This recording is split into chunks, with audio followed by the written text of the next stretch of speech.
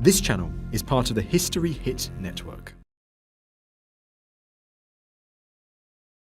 I can guarantee you've never seen one of these before, but then hardly anybody has. This is a Livens flame projector, one of the most terrifying and bizarre weapons of the First World War. We're excavating the British front line as it was on the eve of the Battle of the Somme in 1916. And what's more, we think one of these may be down there. A team of experts has gathered in northern France for a special expedition. I can see a bit of metal. Oh, wow. They've come to find a secret tunnel used in the bloodiest battle of World War I. Maybe there is something in the belly of the beast.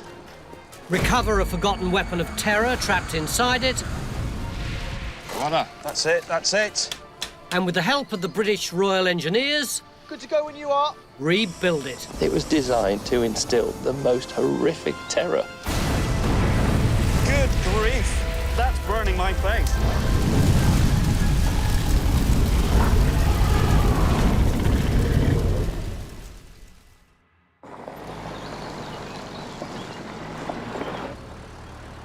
Historian Peter Barton has come to northern France to lead a special excavation. Peter. Gentlemen, how are you? Peter. Doing well. He's joined by archaeologists Tony Pollard and Ian Banks. So we've got a real job of detective work on our hands then to nail that. They've got just 15 days to locate and excavate a top-secret tunnel hidden somewhere in this field. Finding these tunnels will be a real challenge, but if we succeed, it'll throw a whole new light on one of the most famous battles in our history. Mamay is a small farming village 150 kilometres north of Paris. Nearly a century ago, this sleepy community found itself at the centre of World War I. In 1914, the German army is stopped just north of here as it races towards Paris. The armies dig in, and the infamous trenches of the Western Front are born. After 2 years of bitter fighting, on July the 1st, 1916, the Allies launch a massive attack that ran right through this field. The goal? Shatter the German line and finally end the war. It would be known as the Battle of the Somme. Along much of this 25-kilometre front, the attack is a catastrophic failure. The German line holds, and in just 24 hours, 60,000 men are killed or wounded. Some of those men never even saw the enemy at all. Many of them never got over their own parapet. They were cut down as they came up out of the trenches. But in this field near Mamay, something very different happened. Here, the Allies took the German line. Peter's recently discovered a top-secret Allied plan that may help explain this success. He's learnt that in the weeks before the attack, the Allies dug dozens of tunnels that led right to the German lines. Let's be frank, there must be 10,000 books written about the Somme. Is there anything new that we can learn here? Well, we're telling a story which has never been told before. We're looking for what are called saps. And what they were was shallow tunnels going from your position, underneath no man's land, to the enemy position. Peter's now come to find one that runs beneath this very field. Called Sap 14, it stretched from the British front line to the very edge of the German trenches. It contained explosives that could shatter German defences. A secret hatch that delivered troops straight into the enemy line, and the largest flamethrower used in the war, a 2-ton, 60-foot monster. If this is so secret, how do you know about it? It's only my interest in this engineering side, which is what people don't concentrate on, that I came across this. It's there in the war diaries. Peter discovered this scheme while reading the Royal Engineers' war diaries, records of their actions during the fighting. To learn more about these saps, Peter hopes to find and explore the one in this field. We need to get into these things to see what evidence we can find inside. You know, if they do really go across no man's land, do we know whether these plans are complete or not? So The only way we can do that was an archaeological excavation. To get in, Peter's put together a team of bomb disposal specialists, archaeologists and Royal Engineers. Yeah, first of all, I'd like to say how good it is to have so many people with a great expertise involved in this project. Gary Andrews reminds them of the dangers of digging here. There is always the potential for munitions of some description. There's a high probability of finding these things. Thousands of World War I munitions remain hidden in these fields. History Hit is a streaming platform that is just for history fans, with fantastic documentaries covering fascinating figures and moments in history from all over the world. From the Battle of Trafalgar and the Revolutionary era, right through to the Second World War. If you are looking for your next military history fix, then this is the service for you.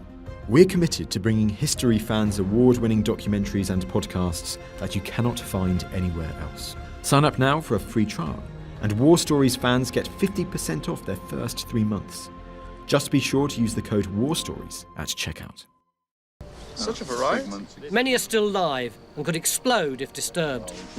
Just getting worried that this is going to turn into an exercise in bomb disposal rather than archaeology. Every year, the French bomb squad removes tons of shells from this region. Wouldn't have a clue. Over 600 of them have been killed in the line of duty. Sobering.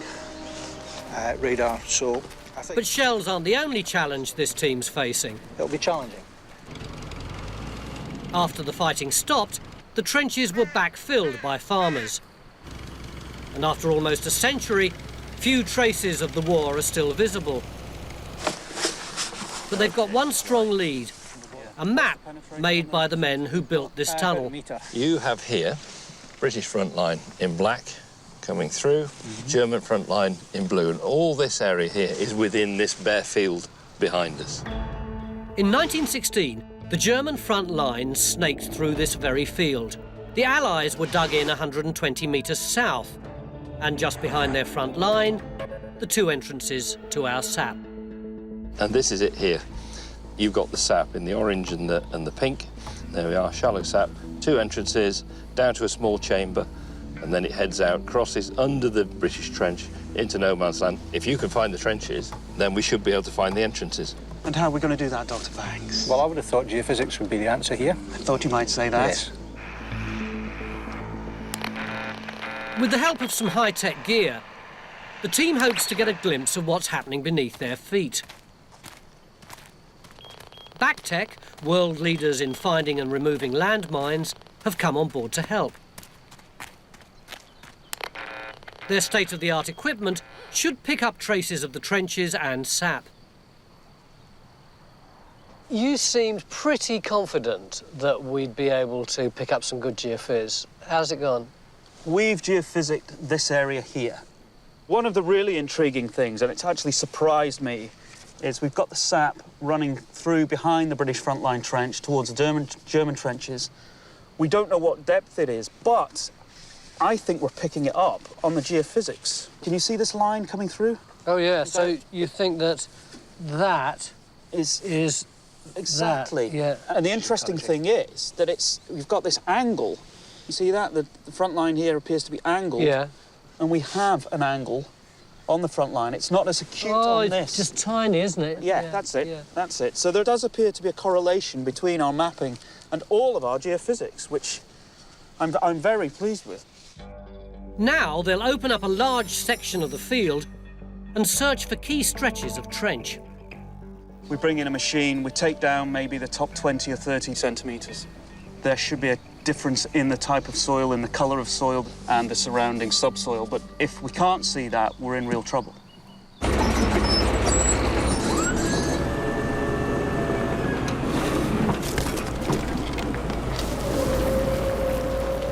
With the first layer of soil removed, there's no sign of the British trenches.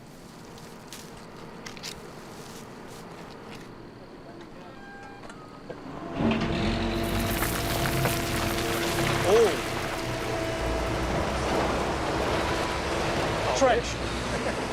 The team's caught a break. Fantastic. Running off.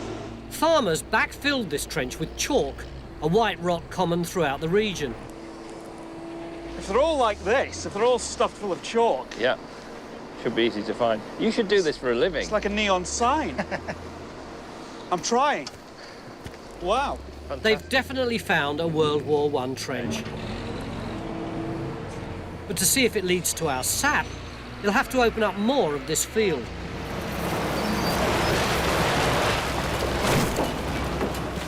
As more of the topsoil's removed, the team starts to find remnants of the war. Lucky us. We've got a clip of bullets from 303, but that's just come out of somebody's ammunition pouch. But two of them are still joined together by the charger. Quite a find.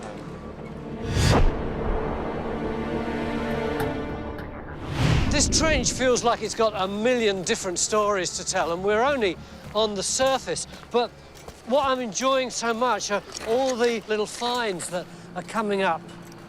Cheeseborough, New York, Vaseline. Wow.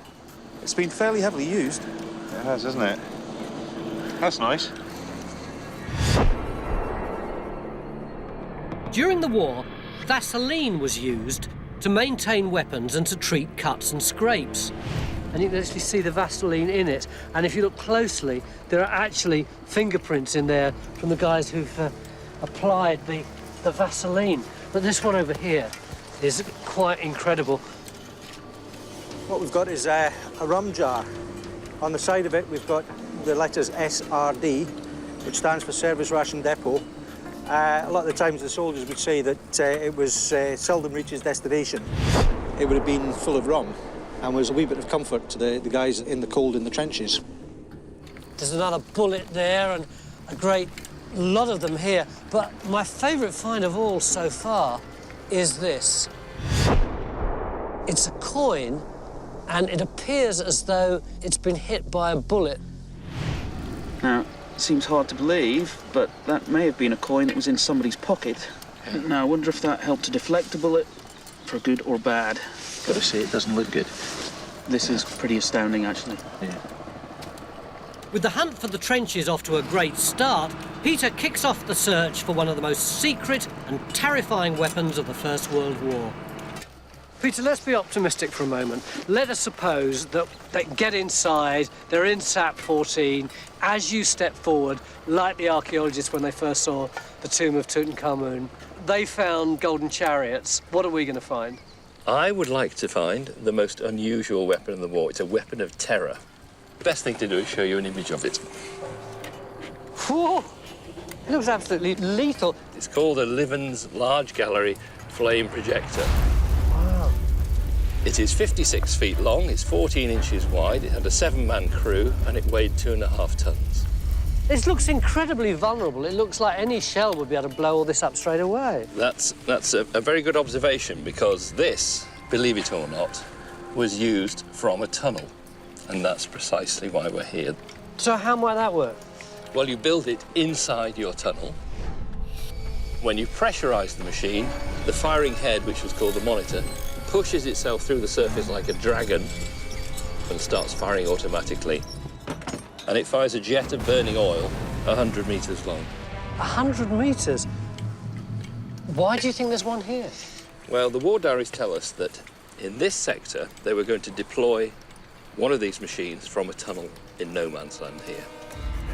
The diaries say that in the early hours of June the 28th, 1916, 200 soldiers hauled the pieces of the projector into the sap. But before it could be assembled, a shell struck, burying the parts in the tunnel beyond recall. If his theory is correct, the projector is trapped somewhere within this sap. If we can find the parts of this, if they are still there in SAP 14, that is my Tutankhamun moment.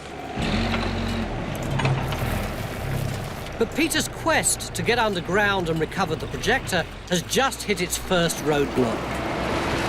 You've got shapes here, this shape coming through here. That's definitely Phil. That's possibly the edge of it. What is that? We've had no indication of this thing continuing on.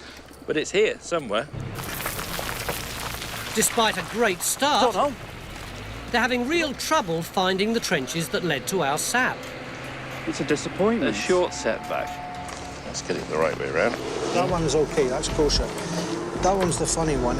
I would love to see something and go, aha, I know where I am now. Not all the trenches were backfilled with chalk, and the team's finding it very difficult to pick them out of the clay. I don't think it's this one, but lovely. Bloody hell. I think at the moment we're floating. We're floating because we don't have these reference points. We've got sections of trench that we think we know where they lie on the map, but until we see what their association with with the frontline trench is, we're really making assumptions. With just 11 days of digging left and no sign of the sap, Peter's dream of finding the flame projector is in real jeopardy.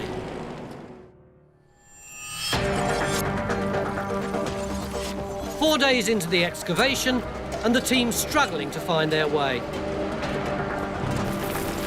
Once it starts getting a bit... As the hunt to find the sap and flamethrower continues, I check in with a frustrated Tony. Tony, this trench is the size of St Paul's Cathedral. And getting bigger, yeah. The thing is, we tried before doing keyhole trenches, and you just can't tell what's happening. Yeah. You've got trenches going all over the place. You need to be able to see an expanse of this area. Tony decides their best hope of getting their bearings is to expand the dig site and hunt for the front line trench. It's an anxious time for the team. They must face the fact that they're lost, or even worse, that the map is wrong.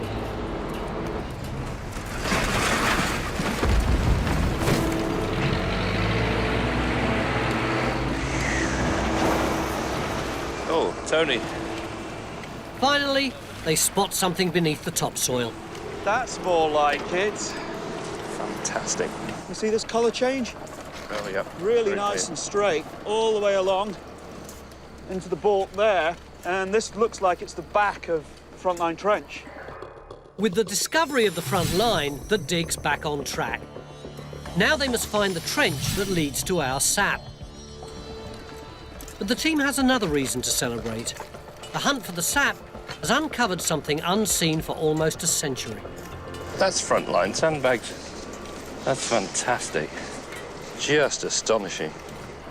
It's quite nice the way that they actually survive in the ground. You just peel away the clay off the top, and it leaves that, and that's been sitting there for 90 years. What we've got to realise here, that these are 1st of July sandbags. These are the trenches which those men climbed out on the 1st of July. That's quite moving, isn't it, really? It is, yeah. Good thing you got the I Spy sandbag book. Yeah, it's a very good thing. I live by that. I have one under my pillow. As the team continues to get their bearings, I go with Peter to learn why a sap would be so important on a World War I battlefield. So the whistle's gone, we've gone over the top. We're on our way through no man's land. We're heading towards the German lines over there. What's happening? Well, you've gone through your own barbed wire entanglements. Now you've got to make a line, form a line so you arrive there all at the same time. We are now in the killing zone, and they want to kill us. So now you are faced with machine guns firing 450 rounds a minute. You're faced with snipers, you're faced with infantry with small arms. So you're in the teeth of the gale, if you like, and you're being shelled with shrapnel. For 2 long years, these tactics were used in battle after battle. Thousands of Allied troops were cut down trying to cross the killing fields of no man's land. You can really understand, can't you, why people would have wanted there to be tunnels underneath no man's land, why they would have wanted not only their infantry to be protected in that way, but to get up some more armaments to protect those who were walking in this dreadful, slow way. That's absolutely right. The sole purpose of these weapons, which were put in places the Germans were not expecting, in the tunnels, the mortars, the machine guns, the flamethrowers, the mines, that was solely to help those infantrymen get across no man's land with the minimal number of casualties. Back at the dig site, the teams made another breakthrough. Thankfully, after we've pushed back across the frontline trench, I can now happily say I know exactly where I am, and I'm standing just on that corner there. This is the front line trench. Running off this portion of the front line is this trench running through here. It runs through in a series of angles, and if I walk in this direction, I'm walking down to this angle, turn this slight bend, down here, and then the angle changes again, and that brings me to here, where this piece of wood is, and that may well mark the entrance into the sap. The team's convinced they've found a trench that leads to our sap. Their quest to get underground and find the flame projector just took a major step forward. They believe the trench leads to an incline, a staircase carved from the side of the trench down to the sap. From the war diaries, they know there are two, the western and the eastern incline. As the hunt to get underground begins, I check back in with Tony. If you look on the trench map here, this is the eastern entrance to the incline. So this is it? This is it. This is it. So this is really the significant part of the whole of the dig? It is. That's the good news. Yeah. The bad news is that we know from the war diaries that this was blown up by a German shell in July 1916. So it's completely wrecked and we can't get in? That's what you're going to tell me, isn't it? Yeah. You can see we've got structural timbers here that are damaged, and all along I've been hoping that if this is gone, which the war diary suggested, the opposite entrance, the western entrance, will be well preserved, and so we've still got fingers crossed on that. From the war diaries, they know that the two entrances are 32 metres apart. With the eastern incline found, the hunt for its western counterpart can begin. They hope that following the war, the western incline was simply blocked when the farmers filled in the trenches. If they can clear it out, they might get in. Taken on the Somme in 1916, Peter believes this rare photo may show the very entrance we're hunting. This doorway and the sap it led to were made by an elite group of Royal Engineers, the Tunnellers. Drawn from Britain, Canada and Australia, these men conducted a secret war far beneath the battlefield. While much of their work was shrouded in secrecy, Peter's learned that our sap was driven by the 183 Tunnelling Company. Sent to the Somme in October 1915, they had orders to stop German tunnellers from reaching Allied front lines. You fight him underground with controlled explosions. You try to either obliterate him or entomb him in his tunnel by blowing the tunnel in with an explosion you plant underground. So that was the kind of war that was going on, and it was the real hotspot here. After almost 5 months of bitter fighting, the 183 are given a new assignment. Drive a sap to the edge of the German lines. At the western edge of the site, the team thinks it's finally found evidence of their work. What is it you think you've got, Tone? I think it's the western entrance to the incline. Ah, the eastern one there was closed off, but this is the one that could be open? Exactly, and as you can see, the structure to it, there are frames, there's this corrugated iron, which may have been the roof. So what are you going to do? We've got to go down here, see what that is, see whether it is the right kind of timber to go across, and then see whether we can get in there. I don't want to jump too far ahead, but if you can get in here, you could access some really interesting stuff, couldn't you? If we could get into there, it would be an opportunity of a lifetime, literally. There's a lot of nerve-wracking between now and then. While Tony and Ian get cracking on getting into the sap, Peter starts to excavate the eastern incline. It may not get them underground, but it could be the key to finding something else. 183 Tunnelling Company War Diary says that at 6 a.m. on the 28th of June 1916, a shell fell on the tunnel in which the flame projector was stored. Peter thinks this shell entombed the machine in the incline and that it's down there still. Although it never got there, it was supposed to be fired from this specially carved spur of the sap. That's it, so you need... He's taped it out in no man's land to show us where it would have been fired. Yep. So we can see how far we are from the British line. It's pretty well where the fence was. So they've driven that in a few months, and that's where it came up. So what you've got here is about 60 metres to the German line.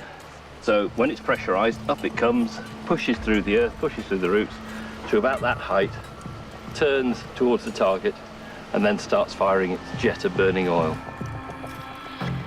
The projector held enough fuel for 3 10-second blasts.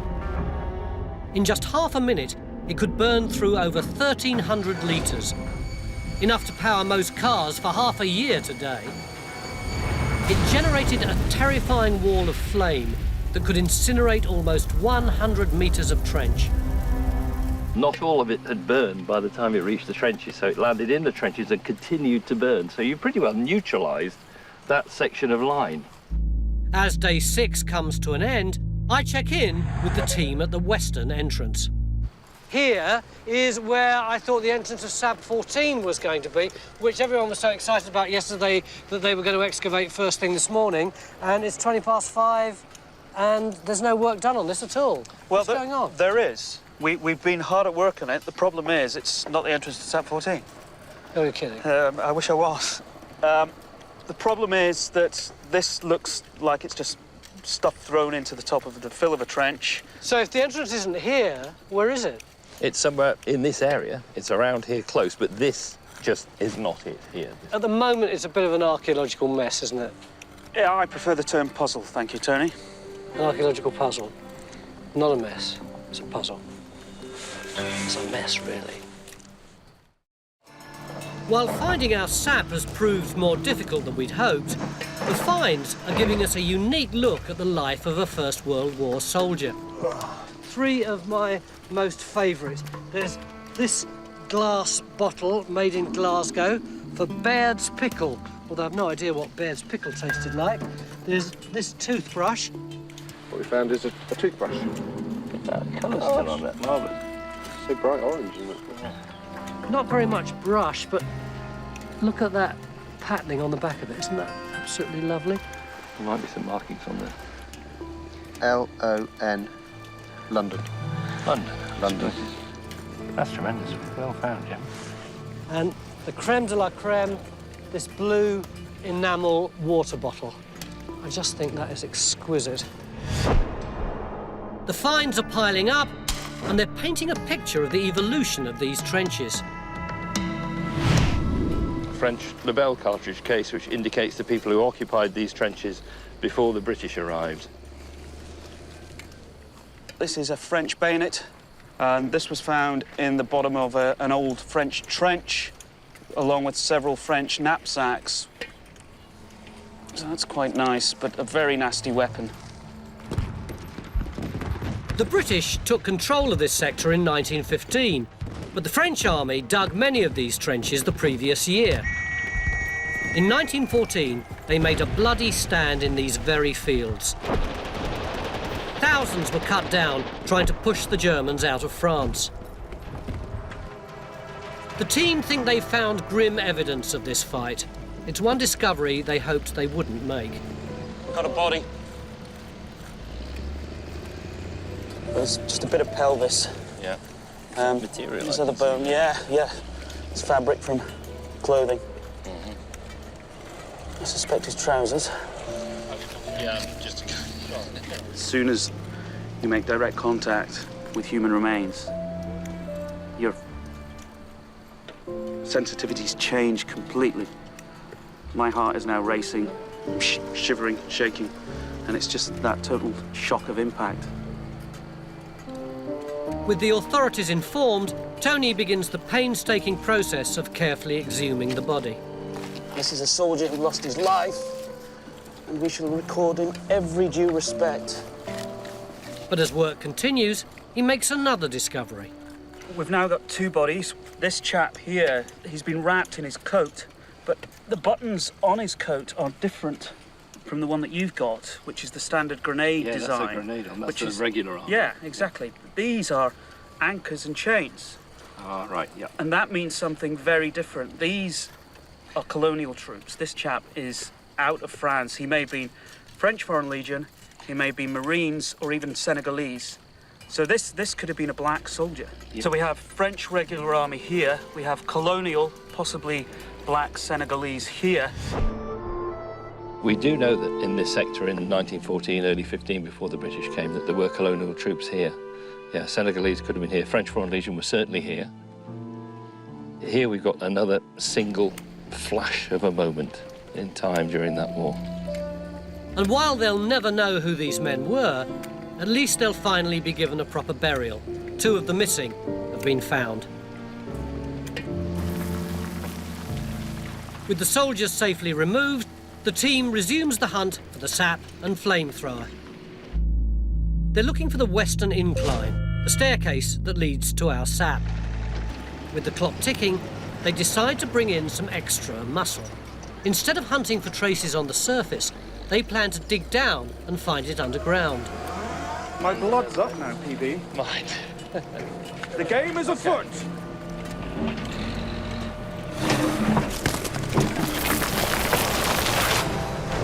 In 1916, the men who dug this incline had to do it the hard way. Every centimetre was hacked out and hauled to the surface by hand. These people were used to digging. That's what they did for a living. They came from mining backgrounds, you know, they came from coal mines, quarries, that kind of thing. So they had the skill in their hands and their heads before they actually arrived here. As they went down, they used heavy timber and corrugated tin to keep the structure from collapsing. Back at the western incline, the teams found metal. Big fuse. But it's definitely not the work of the 183. Artillery shells were the ultimate killer of the First World War. It's estimated they caused roughly 2/3 of all casualties. After a century in the ground, this one's still lethal. What do you reckon it is, Gary? Is it gas? No, we first thoughts were it may have been gas, but now we've found out that it's HE, high explosive. Right. It's quite a big shell. If this is HE, the size of that thing, if that goes off, it's going to take out the Exactly. entire site anyway. Yes. With that in position as it is now, nothing else can work on this particular site at the moment. With the dig shut down until the shell can be safely removed, I go with Peter to explore the old German front line. After almost 9 decades, the trenches are still visible. It really is quite extraordinary. All the time that we've been here, we've been working, about 200 metres from here, and yet this is the first time that I've been here to the German trenches. Why is this trench system so wiggly? Well, that's to stop blast going straight down the trench. If it was straight and a shell landed in it, the blast would go straight down and kill everybody. If a shell lands over there, the blast won't come around a corner. But the key defence here is beneath your feet. They're called dugouts. And about 20 feet down, you would find chambers in which 12 or 15 men would live with their weapons, and that's the key. They live deep underground with their weapons. But how did they survive? We're lobbing shells night after night, thousands of them. Why didn't they all just die here? They were deep underground. Our shells were bursting on the surface. This place was literally erupting with explosions. But the Germans underground were perfectly safe. And when the shelling had stopped? They bring up their machine guns, they put it in the ruins of their trenches, and they cut down the British troops like corn. This scene was played out with sickening regularity during the first 2 years of the war. These dugouts were impervious to Allied shells, but they had an Achilles heel: attack from below. The 183 wanted to exploit this weakness. By mid-May, they were halfway to their goal, but the most dangerous part of the plan was still to come. Reach the German line and place a large charge of explosives beneath their dugouts. Back at the Western Incline, the hunt for some sign of the 183's work continues. With the shells safely removed by the French bomb squad, we've got the green light to resume working. After digging a very large hole, the team's luck seems to have finally changed. They've found clear evidence of the incline. Nails. Good. It's definitely stepping down, so the signs are good, but more digging to be done, I'm afraid. Peter now hopes that the structure should be just beneath their feet. 4.6 metres. This is very a bit concerning, this. That's Gone. the bottom. Gone. That's the bottom. and they've taken the timber out of the incline, that presents big problems. Very big problems. Yeah, the timber in the incline has been salvaged.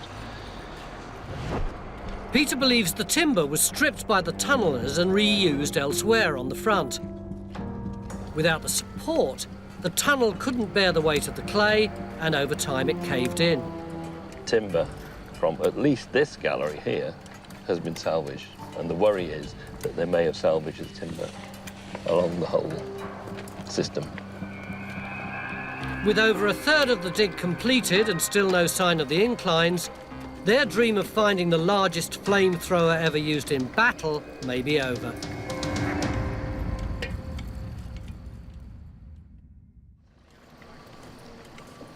With just 7 days of digging left, the team's starting to feel the pressure. But while getting underground is proving more difficult than we'd hoped, at the eastern incline, the hunt for the flamethrowers heating up. I'm sure I've seen this before. Let's have a look. Steady, Commander. Voila. That's it, that's it. There we are. They've dropped the toolkit. Part number 323. The Livens cramp spanner. Wow, this is exciting. The team's made a major find, the toolkit used to assemble the flame projector. Wait a minute. Here they are, Tony, look. Yeah. All laid out along the ground. Dozens of them. These tools would have been used by a 7-man crew to assemble the parts of the projector once they'd been hauled into the sap. But that's not all they found. Yeah, there's clamps here. That's what? Clamps. Oh, it's the clamps. To make sure that it could be quickly moved into a cramped tunnel, the machine was made up of hundreds of parts. Once underground, these sections were then attached with clamps. Number 31. That's a monitor clamp with screw. I'm stunned. Peter believes this clamp was used to hold the firing head in place. Finally, they found concrete proof that the projector was left in the sap. Champagne's on you tonight. I'm happy to buy it. Super. Wow. With this find, the team's convinced that more of the projector could be hidden just beneath their feet. Lovely. As the hunt for more of the projector continues, I head off in search of Tony and Ian. Yeah. Whoa, hang on a minute. Have you seen how far away you are from the dig? Are you striking out on your own, you two? We're just having a little peace and quiet. No, we're discussing a potential, to be frank, plan B. Why do we need a plan B? We're having trouble with the inclines up there, gaining access into the sap. Mm-hmm. We thought we might be able to get in further down. So you've come out here into no man's land? Well, we've got on the geophysics what looks like the sap coming down the hill. Ian's got it on this plot here. What does that show you? Well, what we're seeing is a line here of anomalies, and what we believe is that because there's nothing else showing out here, that this must be the sap. So what exactly do you want to do? I'm hoping that these metal anomalies are possibly the corrugated iron roof and basically break through the roof. Is it fair to say that this is a bit of a policy of desperation? Why do you think we're not talking to anybody else about this? Yes, we're way down here and they're all up there and they don't know we're here. The team's now going to bring the digger to the bottom of the hill to see if they can crack into the sap from above. As the hunt for the sap gets underway, I meet with Peter to learn more about these secret tunnels. Was there only one of these saps, or a lot? No, it's an entire scheme of them, all the way up the battlefront, south to north. 48 different schemes. Through the war diaries, Peter's put together a picture of Allied tunnelling plans. Starting in February 1916, dozens of saps were driven along this 25-kilometre front. In the north, most were used to relay messages. But in the south, they were flagged for far deadlier purposes. Down here in the south, they used them with imagination and ingenuity. In the north, they were simply used for communication. That's how they planned it. These southern saps contained explosives designed to shatter German dugouts, secret hatches that open near enemy lines, and in some cases, massive flamethrowers. Do you think it was because the commanders in the north just didn't buy into the idea in the same way that they did in the south? That seems to have been the case, yeah. Down here, the commanders seem to approach the problem of crossing no man's land with ingenuity and application. Peter believes this scheme was largely the work of one man, Royal Engineer Horace Hickling. No doubt about it, he was the great tunneler of the First World War because of his vision. If things happen where you don't expect them to, then you're in trouble straight away. And that's what they wanted to achieve here. That's what Hickling was aiming for, to surprise the Germans, to shock them. When fighting broke out, Hickling was already a skilled mining engineer. Within months, he found himself at the forefront of a new and terrifying type of war. He was known as the live spark. He was constantly on the offensive. And he made such an impression on his commanding officer that he was very quickly promoted, and he was given command of his own company here, 183 Tunnelling Company. In the spring of 1916, Hickling's unit began to dig saps running through the southern sector of the front. The work was difficult, and they were not alone underground. From dozens of tunnels, the Germans hunted the men of 183. The perils of underground fighting are multiple. You can be entombed. The enemy can blow your tunnel in, and you're stuck in this tiny tunnel. And you'll just run out of air, and you'll suffocate. Or you can be totally obliterated, wiped off the face of the earth. But despite these challenges, by mid-June, they'd managed to dig over 100 metres of tunnel. The German line was almost in reach.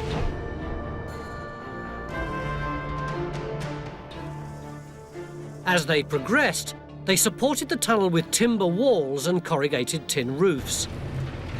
50 yards into no man's land, the team continues to hunt for traces of this work. Yeah, see, on the top. Hear wood. Can you hear the wood? Listen. Yeah. Listen, listen, listen, listen. There it is. There is the roof of the gallery, I hope. Look at that. That was the roof of the gallery. For a split second, a fleeting moment. When you... It's all right, it's okay. Oh dear, oh dear, oh dear.